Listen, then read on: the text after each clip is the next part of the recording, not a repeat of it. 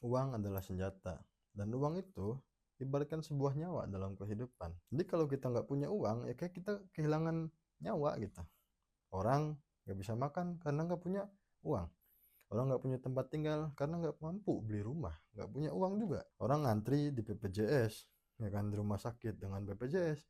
Coba kalau misalnya punya uang, dia bisa masuk VVIP, ya kan. Jadi uang itu solusi setiap masalah, ya kan.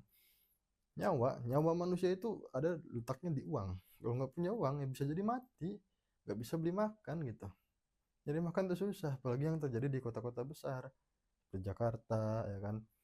Orang udah mulai susah. Kalau di kampung-kampung mungkin cari padi, ya kan, cari singkong, tinggal bakar, makan beres, ya kan. Tapi kalau di kota besar udah susah. Makanya banyak gelandangan, banyak yang nggak punya tempat tinggal gitu. Kasihan hidupnya. Jadi nyawa itu tuh, uang itu. Dan kalau kita tidak punya uang, ya kan, atau tidak punya senjata ini, ya kita jadi target penindasan, jadi target perbudakan gitu loh. Kita mau sampai kapan gitu, bergantung dengan ya ini sekarang yang terjadi, ya kan. Kita ikut kerja ke orang, kita digaji cuma segitu, ya kan. Terus kita nggak berpikir, mending kalau yang berpikir cari sampingan, cari garapan yang baru. Tapi kalau misalnya stagnan hidupnya, berpikir aja kayaknya udah nggak pernah gitu.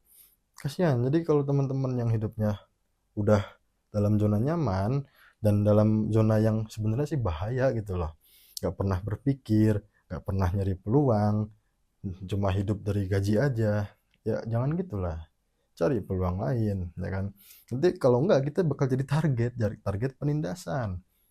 Penindasan gimana? Orang yang punya uang, ya contoh, ya kayak tadi misal mau berobat ya ke BPJS karena kamarnya penuh, ya kan. Terus ada orang nih ya, kita yang punya uang, begitu dia daftar dia langsung dapat kamar, ya kita yang BPJS nggak punya kamar. Terus karena nggak punya uang juga kita terpaksa harus kerja ke orang kan. Ya mending kerja dapat pekerjaan yang enak atau yang layak, ya lingkungan yang nyaman. Tapi kalau misalnya kita kerja terus lingkungannya yang bener-bener waduh parah gitu, disuruhnya tuh udah ditunjuk-tunjuk gitu, lu tuh gitu, terus disuruh yang aneh-aneh, jam kerjanya diporsir dari pagi jam 7 sampai jam 7 malam, dari pagi sampai malam gitu, ya kita jadi budak akhirnya kan, jadi target penindasan. Kita mau keluar nanti susah karena nyari kerja itu nggak gampang teman-teman. Dia nyari peluang, nyari uang itu, nyari senjata itu. Uang itu tidak datang ke orang yang pintar, tapi ke yang gila-gilaan gitu loh, yang berjuangnya mati-matian. Nggak ada datang sejarahnya ya menurut saya gitu loh. Orang yang pintar, teman-teman saya yang kuliah atau yang sekolah dulu, yang pintar-pintar itu kebanyakan ya kerjaannya begitu, kerjaannya ya biasa, bahkan ada yang masih nganggur gitu.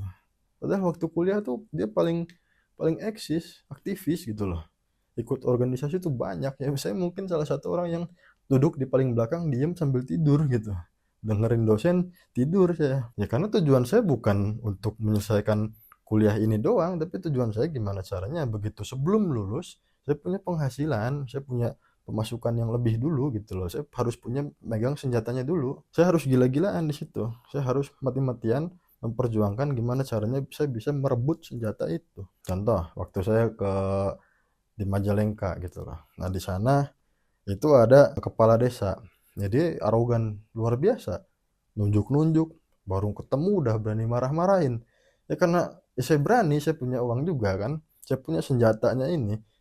Kalau misalnya nggak mau permasalahan itu nggak selesai juga, saya bisa nuntut di pengadilan, saya bisa juga nuntut lewat pengacara gitu. Saya bahkan udah menyiapkan pengacaranya. Saya pengen rencanain menjebloskan orang ini gitu loh.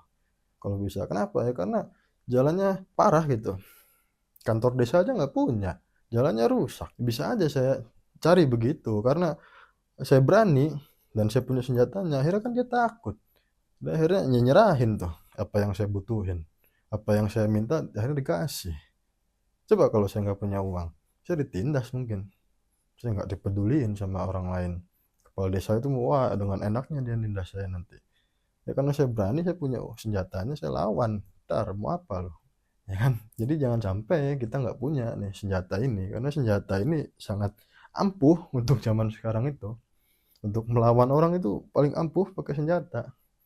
Ya saya dulu mungkin takut gitu loh dengan suhu-suhu atau dengan orang-orang yang punya penghasilan lebih, dengan circle yang bagus, bahkan punya pengacara dan lain-lain gitu ya.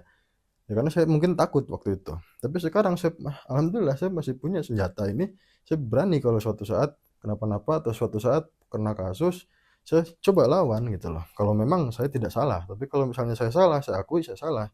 Tapi kalau ternyata saya tidak salah, saya berani karena saya juga punya senjatanya, bukan dia doang gitu loh. Jadi uang itu senjata, jangan takut teman-teman. Rebut uang itu. Jadikan uang itu alat bertempur teman-teman. Alat bertempur seperti apa? Itu yang saya bilang, uang itu seperti senjata. Bertempurnya seperti apa? Misal teman-teman punya penghasilan gaji 3 juta nih ya. Biaya hidup taruhlah 2 juta, ya kan sisa 1 juta. Nah, gimana caranya uang 1 juta ini ya jadiin senjata teman-teman untuk menghasilkan tambahan uang lain. Ikut kursus, ikut pelatihan, misal ada pelatihan YouTube harga 2 juta. Oke lah, saya bisa nyisihin 1 juta. Ya, tinggal tabung 2 bulan bisa tuh ikut kursusnya. Pelajari isinya, gimana caranya, ya kan? Mulai ngupload, mulai cari duitnya. Akhirnya kan nanti bertambah penghasilan yang biasanya 3 juta itu dari YouTube ada tambahan 3 juta jadi kan 6 juta, terus YouTube-nya makin naik nih, pendapatan bisa jadi 10 juta. Ya udah tinggal resign, fokus di garapan YouTube utamanya, ya kan? Main kalau misalnya eh, tidak mengandalkan uang ini untuk cari income lebih, ya kan? Pelajari hal baru dengan senjata ini, dengan uang ini gitu.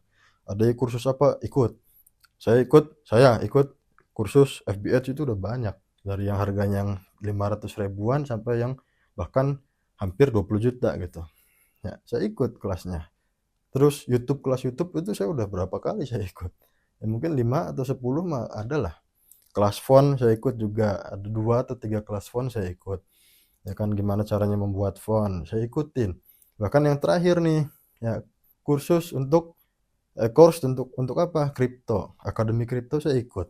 Berapa sekarang biayanya? 19 juta, 20 juta ya kan? Saya ikut. Biar apa? Biar saya tahu informasi yang orang lain mungkin belum tahu gitu loh. Saya ingin lebih tahu duluan karena circle begini atau informasi begini itu adanya tertutup. Bukan karena mereka atau karena aku yang punya kursus ini pengen nyari uang dari kursus, bukan. Mereka tuh mau mengajari, mau mengajarkan.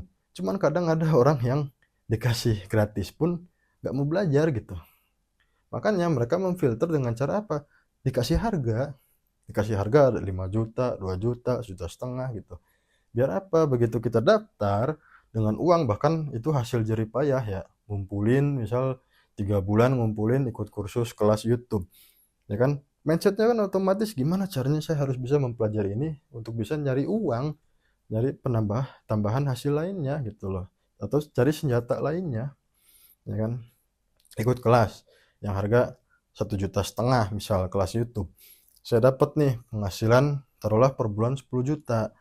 Terus ada kelas lagi harganya 20 juta, saya ngumpulin di sini, saya ikut kelas yang 20 juta gitu. Terus ada lagi nanti kelas yang ratusan juta, itu aja terus upgrade, ya kan? Karena ilmu tuh nggak berat, ilmu tuh simpannya di otak, ya kan, bukan dipanggul, bukan dijinjing, ya kan? Enggak berat, ilmu itu sangat ringan karena di kepala. Gimana caranya ilmu itu bermanfaat, ya kan? Gimana caranya ilmu itu bisa menghasilkan, dan gimana caranya ilmu ini bisa menjadi sumber penghasilan, itu aja. Buat income baru, tambahan baru, jadikan uang itu senjata buat nyari income yang lebih besar gitu.